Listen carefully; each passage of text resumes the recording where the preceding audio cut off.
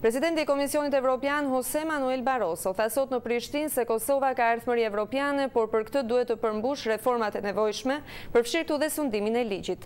Duke i siguruar zyrtarët e lartë të Kosovës për mbështetjen e Komisionit Evropian, ai u bëri thirrje dhe për vazhdim të angazhimit në mënyrë konstruktive në bisedimet me Beogradin. Nga Prishtina njofton korrespondenti ynë Besim Abazi. Presidenti i Komisionit Evropian José Manuel Barroso bëri thirrje për reforma të thella në Kosovë në funksion të përmbushjes së synimit të saj për integrim në Bashkimin Evropian. Ai bëri këto komente gjatë qëndrimit të tij në Prishtinë, ku u takua me udhëheqësit më të lartë të vendit, të cilët i siguroi për mbështetjen e Komisionit Evropian për rrugën e Kosovës drejt Evropës. The purpose of my visit is clear.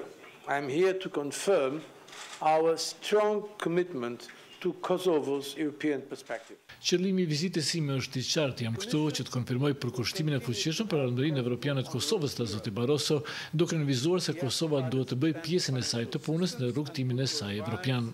Kosovo must press forward with its reforms, with determination, political responsibility, and the spirit. Kosova duhet të vazhdojë reformat e saj me përkushtim, përgjegjësi politike dhe në frymën e kompromisit. Duhet më shumë punë për forcimin e sundimit të ligjit, administratës publike, të jap shtyllë zhvillimit shoqëror ekonomik dhe zhvillojë raporte të mira fqinësore.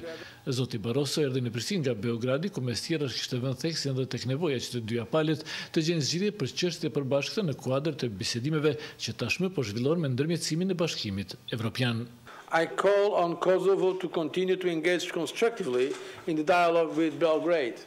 I bëj thirrje Kosovës të vazhdojë të angazhohet në mënyrë konstruktive në bisedimet me Beogradin, tha zoti Barroso, duke nënvizuar se është koha që politikanët e të dyja palëve të punojnë së bashku dhe të gjejnë zgjidhje për vështirësitë praktike me të cilat përballen qytetarët e dyja palëve në jetën e tyre të përditshme. Kryeministri i Kosovës Hashim Thaçi e siguroi zyrtarin e lartë se Prishtina do të punojë për integrimin evropian të Kosovës dhe të rajonit. Do të vazhdojmë të kemi bashkëpunim të mirë dhe të shkëlqyeshëm me të gjithë fqinjet edhe me Maqedoninë, Shqipërinë, Malin e Zi, e gjithashtu besojmë edhe në dialogun që do të rezulton me sukses edhe konkret mes Kosovës dhe Serbisë, gjithmonë në përputhshmëri me standardet dhe vlerat evropiane dhe zgjidhjet evropiane. Ne nuk jemi vendet e vetme që kemi pasur konflikt, por që kanë dialog dhe besojnë në të ardhme të përbashkët, që do të jemi pjesë e NATO-s dhe e Bashkimit Evropian.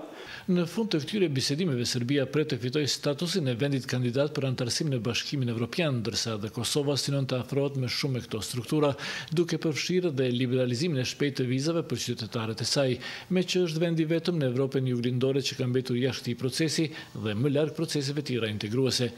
Janë edhe 5 vende nga Bashkimi Evropian që ende nuk e kanë njohur Kosovën, duke u shndruar kësaj në njërin nga pengesat kryesore të afrimit të saj me strukturat euroatlantike. Për Zërin e Amerikës, Besim Abazi, Prishtinë.